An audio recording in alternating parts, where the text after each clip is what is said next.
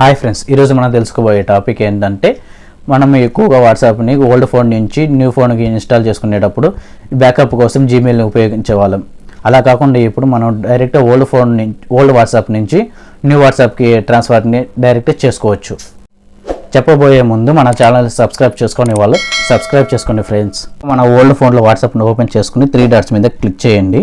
సెట్టింగ్స్ని open చేసి చార్ట్స్ని option click చేయండి. కొంచెం స్క్రోల్ చేస్తే ట్రాన్స్ఫర్ చార్ట్స్ అనే ఆప్షన్ వస్తుంది, దాన్ని స్టార్ట్ చేయండి. ఇక్కడ మనకి స్కానర్ చూపిస్తుంది.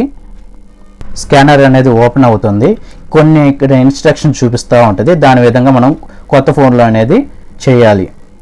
ఇప్పుడు మన న్యూ ఫోన్లో వాట్సాప్ని ఇన్స్టాల్ చేసి అగ్రీ అని కంటిన్యూ క్లిక్ చేయండి.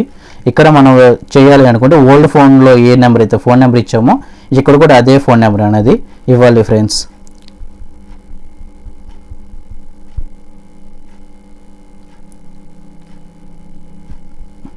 ఇప్పుడు ఓల్డ్ ఫోన్లకి ఓటీపీ వెళ్తుంది. ఇలా కొంత సమయం తర్వాత స్టిల్ వర్కింగ్ అనేది చూపిస్తుంది.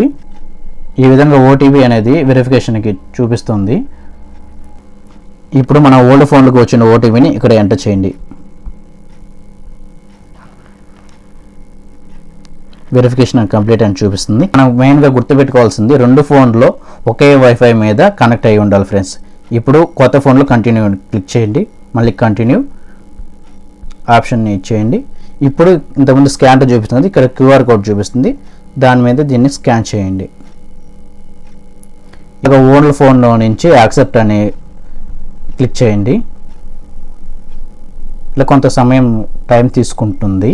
కొంత సమయం తర్వాత మన చాట్స్ అనేది న్యూ ఫోన్లోకి కన్వర్ట్ అవుతూ ఉంటాయి.